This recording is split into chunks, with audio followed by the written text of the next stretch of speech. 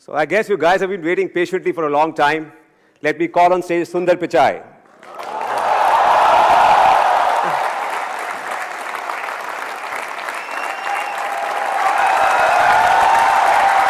Welcome.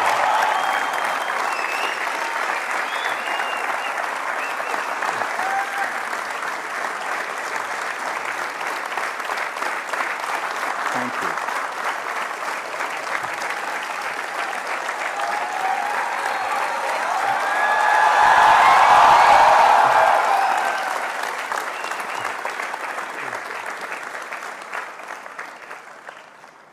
So welcome Sundar to IIT Kharagpur. As you can see, you don't need much of an introduction here. You're a rock star on campus. We have over 3,500 students here in the amphitheater and outside. Hopefully they're not Waiting too for you warm. to hear It from looks you. hot there. Yeah. So tell us, how does it feel to be back at IIT Kharagpur after 23 years? I mean, it is, last time I left, I was making my way to the train station. I was pretty sad to be leaving college. It was an amazing 4 years. I haven't been back since then, so it's extremely nostalgic. I had a chance to come and go back and see the hostel and the wing Beat Up West in Nehru Hall, where I stayed. And I can see there are a few Nehruites out there. It's been phenomenal to come back. Did you ever imagine that you would be here 23 years later, sitting in an amphitheater like this in front of 3,500 students? No, definitely not. I was, I think, as most people here know, getting into IIT is hard work. And so when I came to college, I was just looking to have a good time. It was a great 4 years. So I hadn't thought that further along. But it's definitely great to be back here. Okay. Well, we have a few pictures of yours from the time you were at Kharagpur. Can we play those pictures? Yeah. What do you say? I guess that's my wingmates from Beat Up West. We literally didn't have cameras or phones back then, so it was a pretty. We have very, very few photos from them. So yeah. And the second photograph, please. Do you remember this? I'm not fully sure which is it. Harry's or Harry's? Yeah, there you go. It's a place where we all used to get together and eat, and so that's a picture from there. What was the mess food like at that time?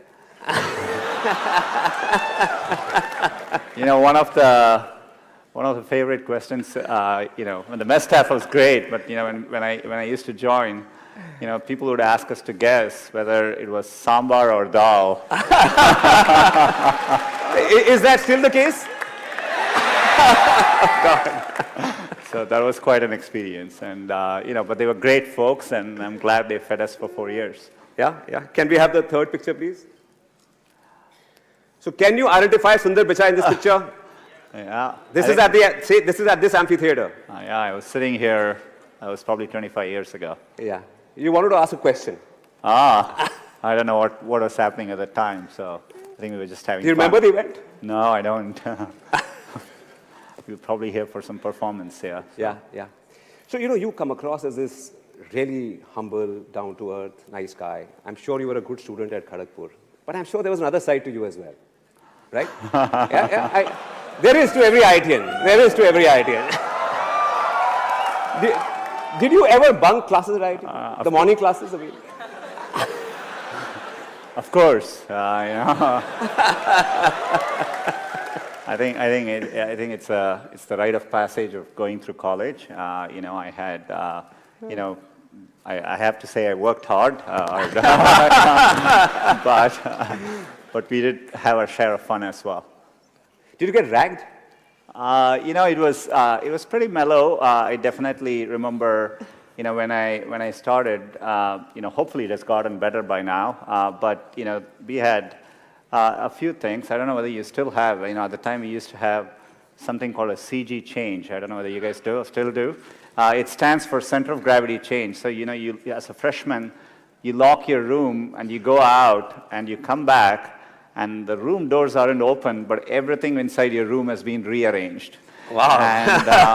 And they do it by putting sticks in and all your clothes. They've rearranged even the furniture.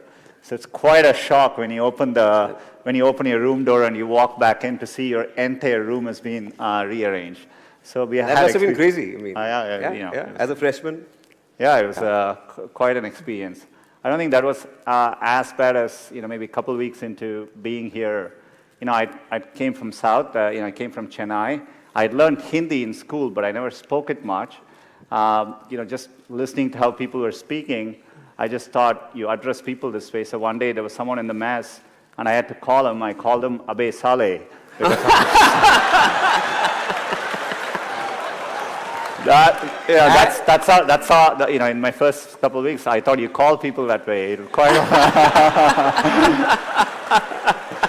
and next thing I know, the folks in the mess were quite upset, and I think they temporarily closed down the mess. Oh wow! So I wasn't very popular for that day. So you were responsible for the mess shutting down at IIT? Just for a moment, yeah, just for a moment.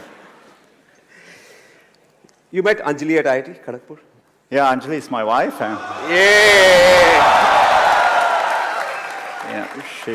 She was my classmate. She lived in. Do you still have? I hope you still have SN Hall. And it was the only girls' hostel then, and I hope there are a few more now. And it wasn't always easy if you had to go get someone at the girls' hostel, you had to walk in the front and request someone there to go call them.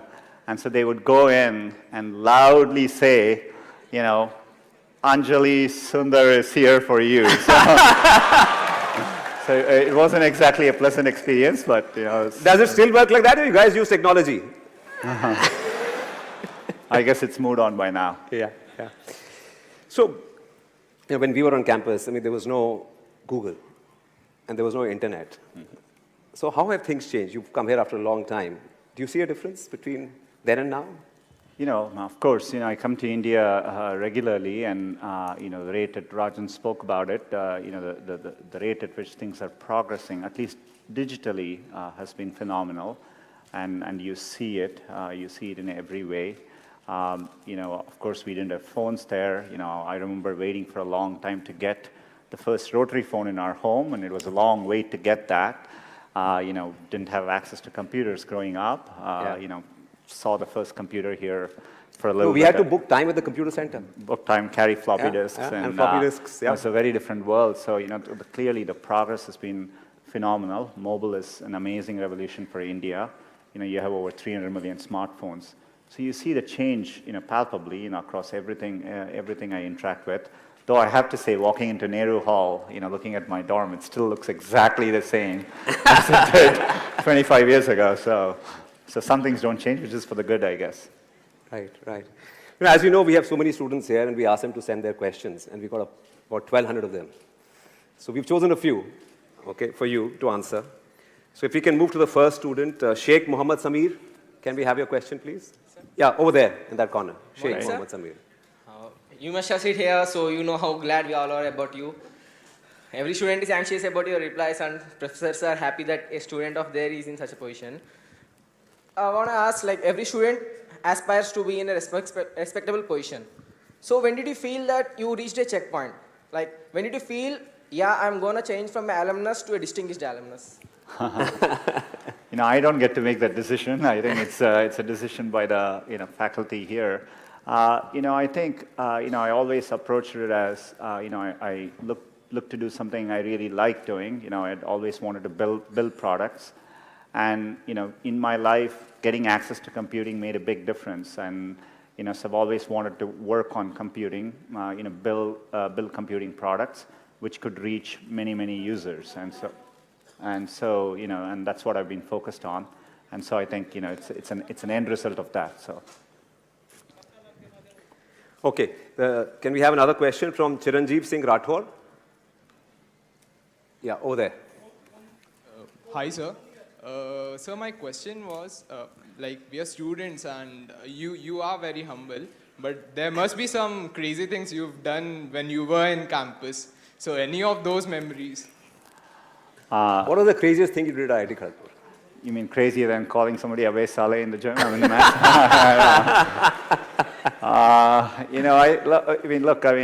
I think I had my share of all the experiences which all of you go through. Staying late in the nights and missing classes in the morning. But overall, we had a very, very good group of folks. Living in a campus like this, you come away from home far away for the first time. And my best memories are with my wingmates. You develop close friendships, and visiting this trip in Bangalore, I got to see a few of my old Kharagpur classmates. So good memories. Oh, wow. So shifting gears a bit, 10 years after you left IIT, you joined Google. It was 2004 or 5? 2004. Yeah. And 10 years later, you were running Google, the world's most innovative technology company, right? The Google products just grow on you. Google Search, YouTube, Android, Maps. What is it that drives innovation at Google? I think we've always had an ambitious approach to it. We call it internally as 10x or moonshots. We try to work on things which, the criteria we think is we want to work on things which people will use every day. Mm-hmm. It will apply to billions of people, and it solves a real problem for them. So that's the bar. So anything we try to do, we think of it that way. And so we aim high. We try to use deep computer science to anything we approach so that we can have a differentiated approach to solving it. And you want to aim high enough that you fail, a few times. I think that's the natural part of the process. In fact, Larry used to say, if you work on really difficult things, you're better off because you have no competition. Others aren't working on that difficult a problem. And even if you fail, you end up doing something great in the process. And so I think that's the philosophy which has guided us all through these years. So you don't touch anything which is not relevant for at least 1 billion users? We think, if the product is successful, that everyone should be able to use it. It applies to everyone.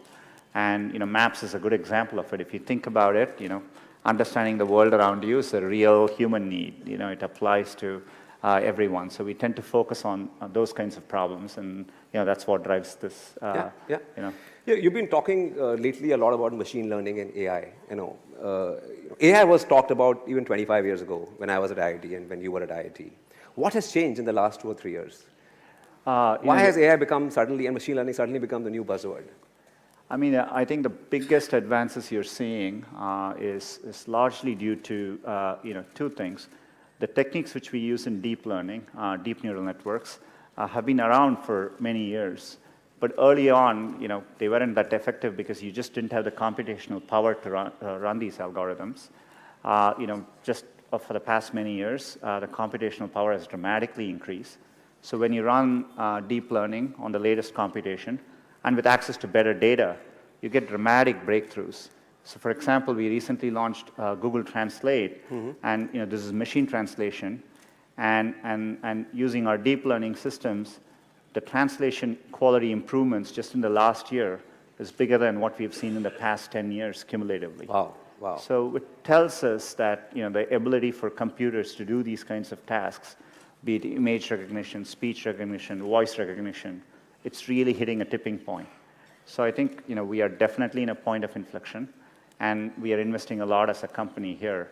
And I can't wait to get these benefits to as many users as possible. I think it'll really drive the next wave of computing. Excellent. You were in Bangalore.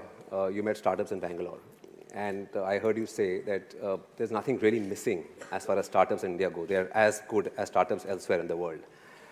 But there's one thing which sort of, we also invest in startups, and we face this problem as well ourselves as a company, that the Indian market is not large enough to invest a lot in technology. So, so how do you, in a situation like this, compete with MNCs which have large investments in technology? No, I think it's a good question. I think part of the problem is in India, the potential is there and the market is developing. I think it'll take a few more years for it to fully realize the potential. For all its potential, we get excited about smartphones, but we are talking a number of 300 million in a country of 1.3 billion people. Yeah. And not all of them have good connectivity as well. So I think the market, the digital market is still developing. And so that's the problem you run into. And so as companies getting built here, it's difficult to scale across India and reach that full potential, which gives you the resources to go compete internationally. But I think it's just a moment in time. Hopefully Indian companies are more thoughtful about, when they build stuff, also targeting similar areas like Vietnam and Indonesia and Thailand. I think those markets are developed, and and the same products would work in those markets as well. So I think they need to set their sights a bit bigger.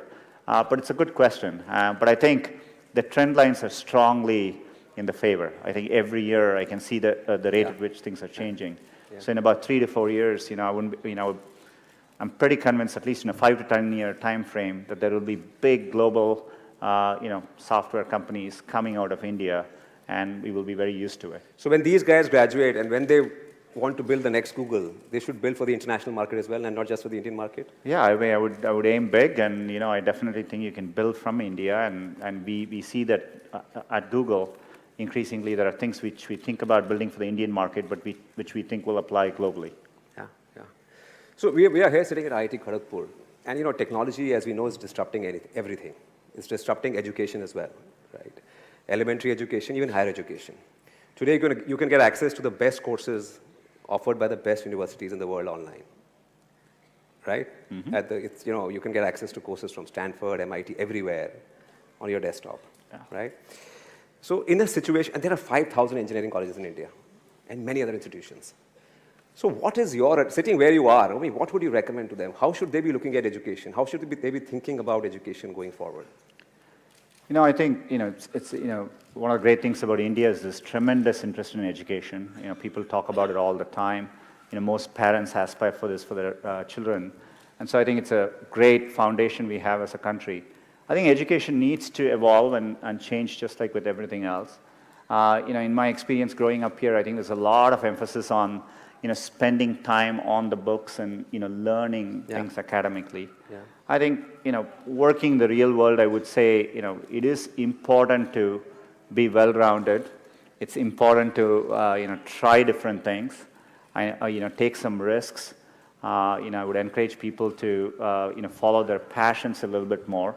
I think one of the, for all the great things about the Indian educational system, I think there's a lot of pressure to follow set lanes throughout your career. You're in high school, you're thinking about college. I get very surprised people come to IITs and immediately they are thinking about IIMs and so on. I think it's important to get real-world experience. And if you take the US, for example, at a place like Stanford, most students don't choose their majors till their final year. So people explore different things and find what they're really passionate about. So I think those are all good things to aspire to. I think I would like to see people value creativity, value experience of doing things, taking risks, and academics is important, but it is not as important as it's also made out to be. So you would want people and institutes to focus a lot more on experiential learning, project work, internships, stuff like that, to get real life experience. Yeah, I think that matters a lot. I think people should be encouraged to take risks a little bit more and try different things till they find what they like doing. Yeah, and things have changed. It's okay to fail even in India now. Oh, I absolutely think. Look, it's remarkable to be at IIT. There are many, many great people who don't make it in, and you will see this later in life. People do well from all walks of life. I think it's important to remember, getting into an elite institution doesn't guarantee success. It matters a lot, but it doesn't guarantee success. And I think it's important to keep that perspective in life. And life is a long road, and so you want to take it at the right pace and enjoy what you're doing. I just I interviewed a guy recently for our company, and he was all of 26, 27 years old, and he had done a startup after graduating, and he was very excited and he wanted to do new things. So I asked him, what happened? Why did you give up on the startup? You've already done 1 or 2 things and you want to try a third thing. He said, I saw these friends of mine who graduated with me. They're doing such exciting stuff overseas and in India that I went through a quarter-life crisis. And so I want to do new things. There's so much happening outside. There's so much opportunity today that there is no end to what you can do. Yeah, I think it's great. I think there are definitely a lot more options. It doesn't need to be even in engineering. I think it's important to remember, there are many, many different ways, you can approach things. And what matters most is, loving what you're doing and trying to do well at it. So. Sure. So tell me, I'm sure there are lots of great technologists at Google, and you're a great technologist yourself. But what is Sundar Pichai like as a leader? I think... What is your leadership style? When you're trying to run something at the scale of Google, we have now over 60,000 people, and you rely on other strong leaders. I think a lot of what I do is, I have an outstanding leadership team. It's learning to let go and really empowering people, at all levels of the organization, and trusting them to doing the right thing. And as a leader, a lot of your job is to make those people successful. It's less about trying to be successful and more about making sure you have good people, and your work is to remove barriers, remove roadblocks for them, so that they can be successful in what they do. And so that's how I've always thought about it. I've also valued teamwork quite a bit. And I think it's really important to build organizations where people actually want to work together. Yeah. Everything comes out of that. So setting up collaborative cultures is another big thing I try to focus on. So it's not about one person, it's about the team. That's right. Yeah. And if your team succeeds, you also succeed with them. Absolutely. Yeah. Great. So let's get some questions from the students. Arundhati Banerjee. Google is having an impact all over the world. And as you mentioned, you use principles of computer science in most of your products. So we would like to know what is the next big thing going to be in R&D at Google? I think it's a good question. It'd probably be, I can't quite tell it exactly, but I would say, I spoke about machine learning and AI. We are making a big bet on that. Advances in machine learning, I think, will make a big difference in many, many fields. We recently published a paper on, using machine learning to help diagnose diabetic retinopathy. It's a condition which causes blindness, but if you can detect it earlier, you can completely cure it. Otherwise, it causes blindness. It's the fastest growing cause of blindness in the world. Today you need advanced ophthalmologists to detect these conditions, but using machine learning, we can detect it pretty accurately so that a regular doctor can detect these conditions. I'm saying this is an early example of the kind of changes that will happen when you apply machine learning to all kinds of fields. Google alone won't do this, but to me, the thing I'm most excited about is bringing advances from machine learning and AI to as many people in as many fields as possible. Yeah. Can we take one more question from Nishchal Kuterekar? Hi, Sundar. Okay, here he is. Hey. Hey. Right. My question is, how much power you have as a CEO of Google? Can you change the Google Doodle to IIT KGP building for a day?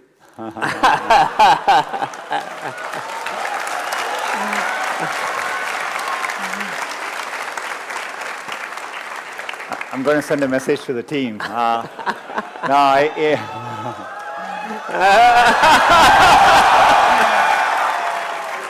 Before you get too excited, the good news is Google is set up in a way, I think even if I send that email, they wouldn't do it, and here's the reason why.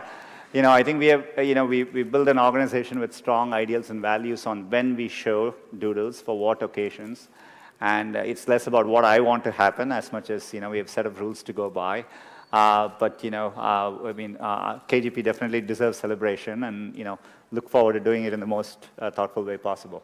No, we are a client of Google. Can you put us on the homepage of Google? There you go. That's why we are thoughtful about these things. Great. So, okay.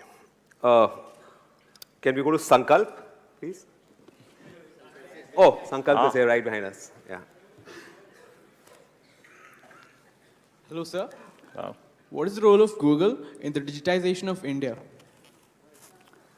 I think, it's very much with our, core to our mission statement. As I said earlier, we really try hard to build products that work for everyone in the world. Search works that way, and so, when we look at India, the main areas where we have really focused on is a few things. To really make a difference in India, you need to get Google working in as many languages as possible. English is only spoken by a small segment of the overall population. So just getting Google to work in other languages is a big focus. We've made progress. today in Android with search. We support many languages, but we want to do all that better so that it works even in rural situations with the right dialects and so on. The second is improving, getting access for people. So, I would love to see cheaper smartphones, entry-level smartphones. I think to really, we need to bring the prices down even more, maybe at a $30 US level for India for entry-level smartphones. And connectivity is extraordinarily important. This is why, we've been working on the Wi-Fi project. We have connected 100 railway stations. I heard the Kharagpur railway station has Wi-Fi.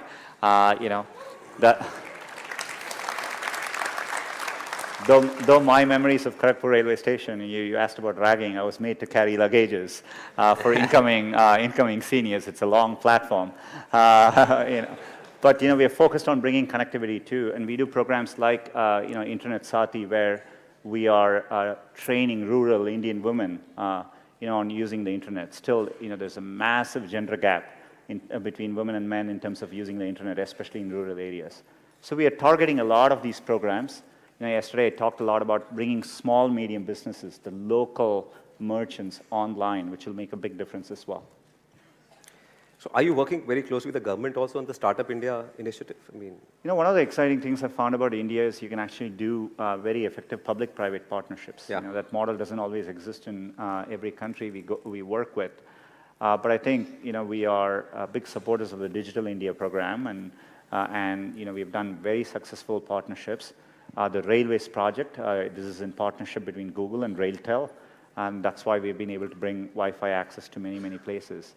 And we're always looking to partner. If you look at Aadhaar and UPI and how we partner with the NPCI, and we are working on digitizing payments, and so we tend to form these public-private partnerships, and I think they work very well. Yeah, great. So when do you think India will catch up with China on the digital front? Forget about everything else.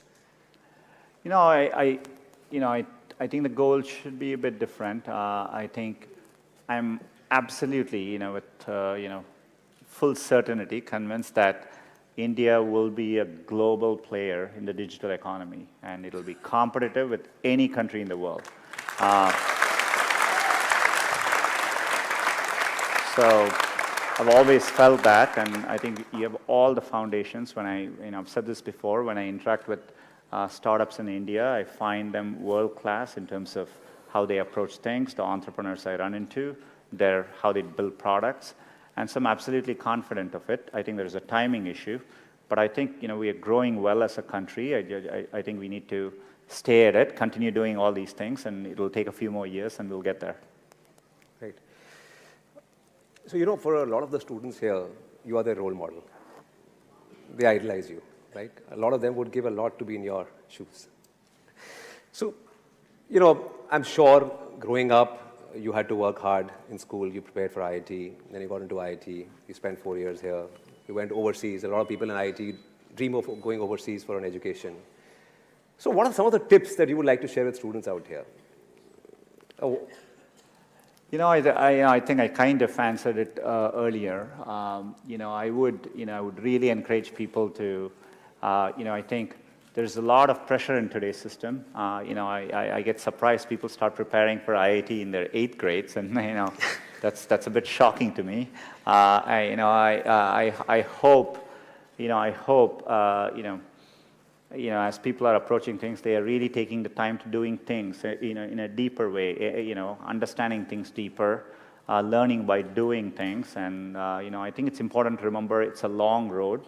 Setbacks actually don't matter. I think a lot of times when I was younger, people would say, this person didn't get into this college or something, and that's the end of the road. I mean, life is so different from that. And so I think it's important to, keep your hopes, keep your dreams, and try to follow them. And I think most of how life plays out is up to you, not up to what happens outside of you. And I think it's important to keep that in mind and take the long-term view. So you can get a lot of C's at IIT and still make it big in life? You can get a lot of C grades at IIT and still make it big? I don't know what the grading system now is like, but I think you have to ask Professor PPC on that. But for what it's worth, I do think I've gotten a C at IIT. So. And it's okay if you're not in IIT also. You can still make it big. Absolutely. I think there are several successful people at Google who have come from all over the world, including in India, from other institutions as well. I think there are world-class institutions outside too. Definitely IITs are the premier. I mean, they are respected not just in India, but globally. But I think there are many paths to success for sure. Yeah, so, the done thing when we were sort of at IIT, and if you wanted to pursue a career in high tech, you went abroad. Because there weren't too many options in India. There weren't too many things you could do in India. Do you think that has changed? Oh, absolutely. I spend every year I travel to Bangalore and Delhi and I meet startups. There are many, many entrepreneurs who have just gone to schools in India and decided to start up companies right here, and they're doing very, very well. And even at Google, we are able to recruit some of the best and talented people straight into Google in India. And so I think things have definitely changed. Especially if you take a look at for me, when I look at how much things have changed, things change a lot in a 20-year time frame, right? Yeah. When I left for the US, that was the first time I actually got on a plane, right? So going to the US was the first time I got on a plane. This week I met with the CEO of Indigo, and he was saying, roughly 100 million people fly in India every year, and you look at how the market has changed. Yeah. And so things changed remarkably in 20 years. So if you keep that perspective in mind, I think India is a great place to be looking ahead at the next 20 years. Yeah, I mean, for the first time, I'm seeing actually two-way flow in terms of traffic. There are people coming back, and there are people going overseas as well. Yeah. Great. I think we'll take a few questions now. Can we go to Abhigna Revuru? Yeah, on that side. Hello, Sundar. My question is, like Mr. Hitesh said, you are in a position many of us aspire to be in. So, say 10, 15 years ago, where did you think you would be here today? And 10 years from now, where do you see yourself in the future?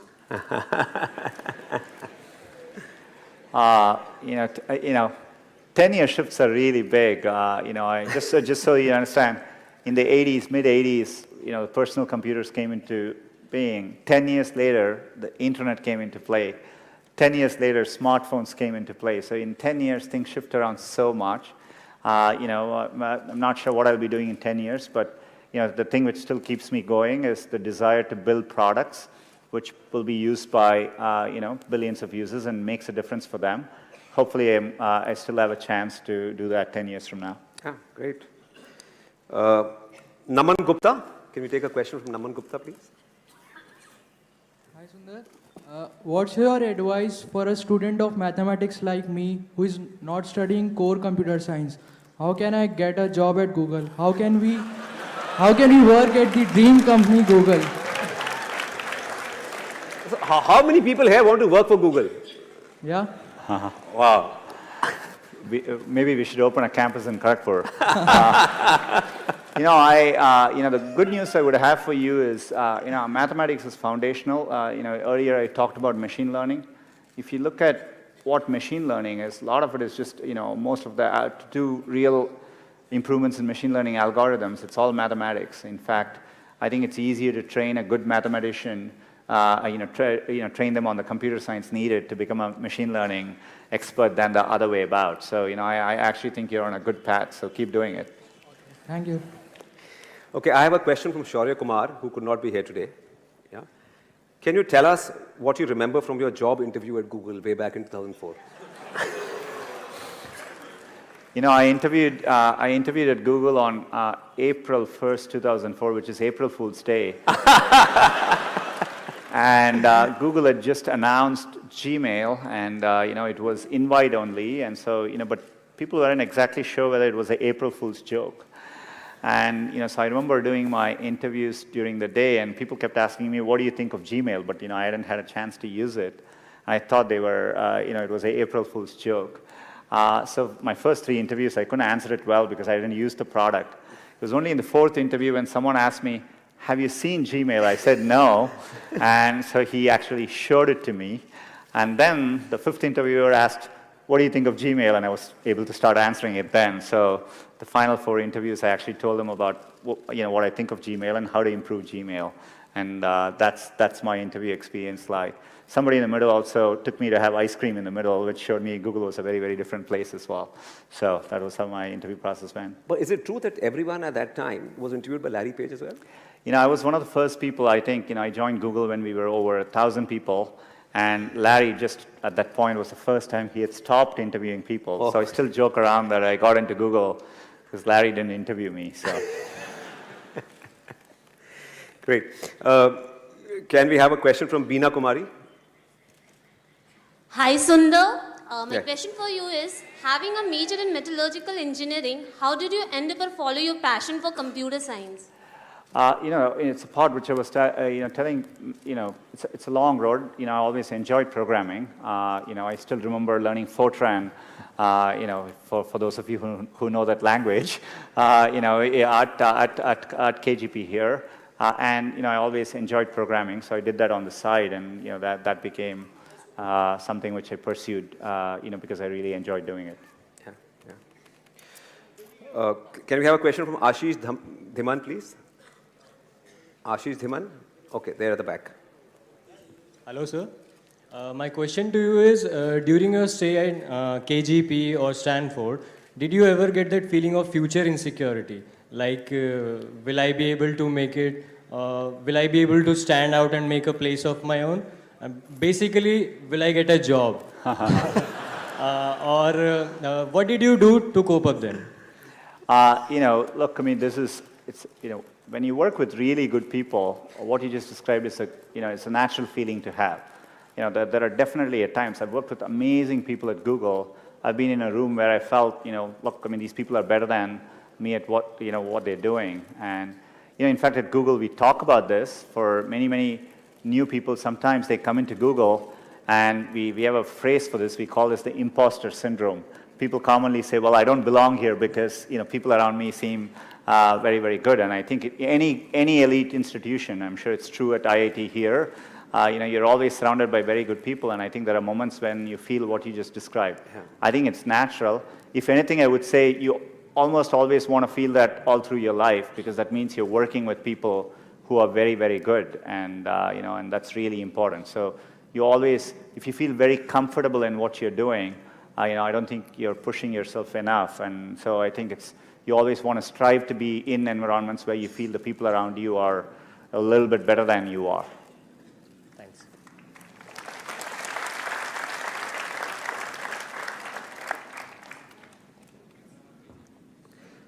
Is Somama Paul here?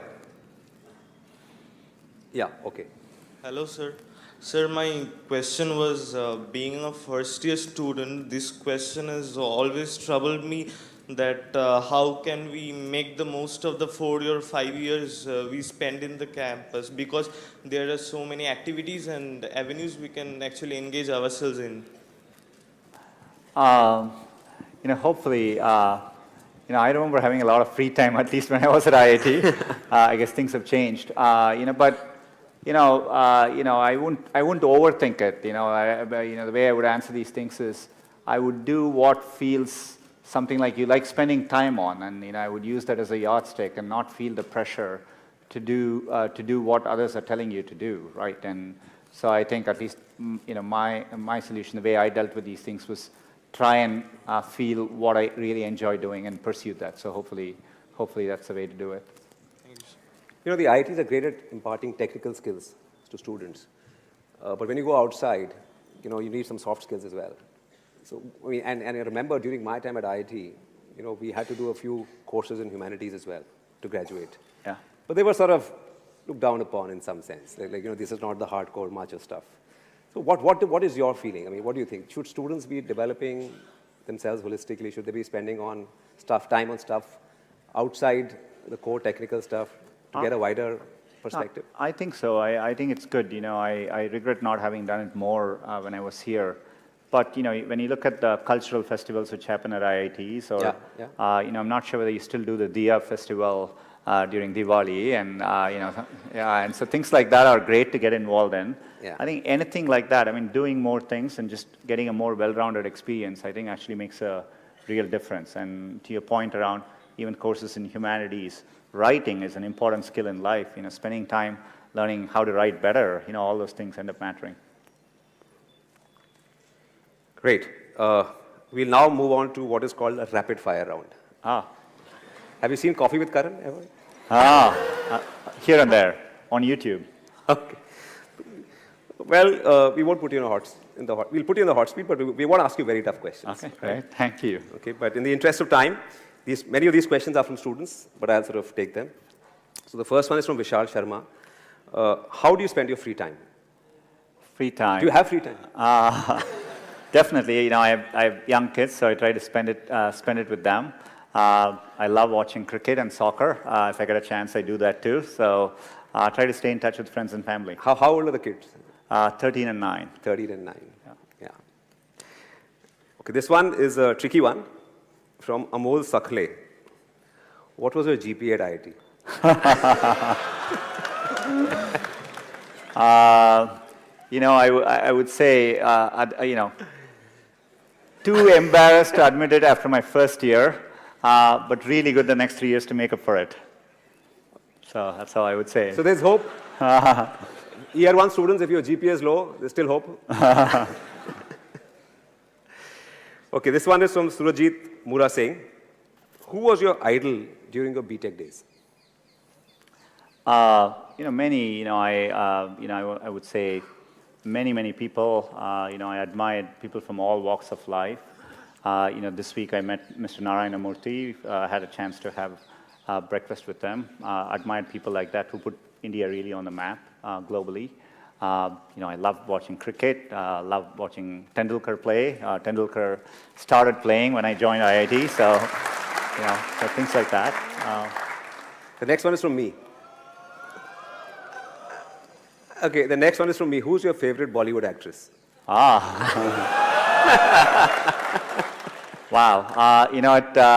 At Google, I had a chance to host and interview Deepika Padukone and Shah Rukh Khan. And so maybe Deepika Padukone. I used to enjoy watching Prakash Padukone play badminton as well, so combination of the two. And who was your favorite actress when you were growing up? Favorite actors? Actress growing up. There were many. I can choose. Do you have a poster in your room? I don't want to comment on posters and what happens in college dorm stays there, right? So. Great. Okay, this one is from Ankit Kumar. Who was your favorite professor at IIT Kharagpur?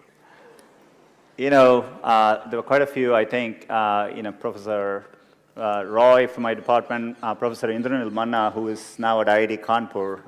They were two of my favorite professors. So. Yeah, great. This one is from Gaurav Malik. Do you still get calls from your college friends? I do. Today it's much easier to stay in touch through many different ways, but, I definitely, as I said, a few of us met up in Bangalore, and so it was good to meet with a few friends from KGP in Bangalore. So I still. Do you have a group which you are on with all these friends of yours? Yeah. I mean, we follow them on Facebook, WhatsApp, everything, just like everyone else does. Hey, great. And this one is from Fahad Shaheen. How can I replace you at Google?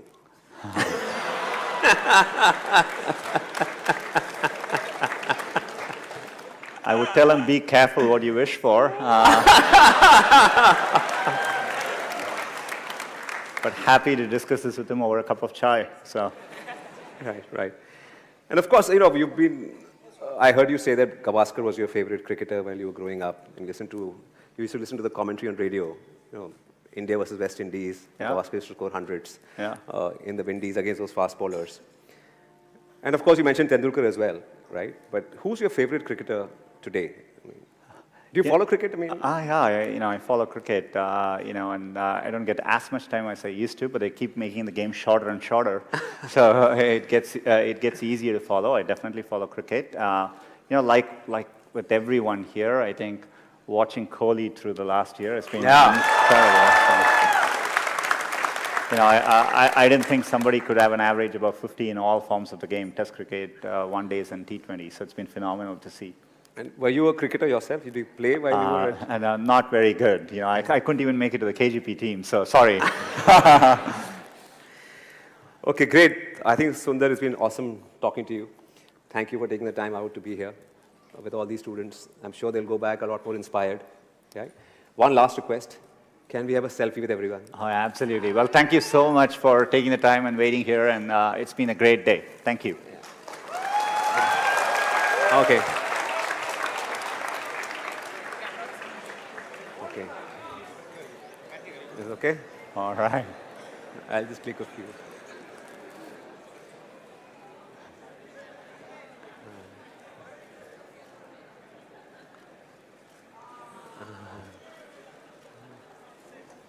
All right. Thank you so much. Thank you. Yeah, thank you. Oh, one with these guys as well.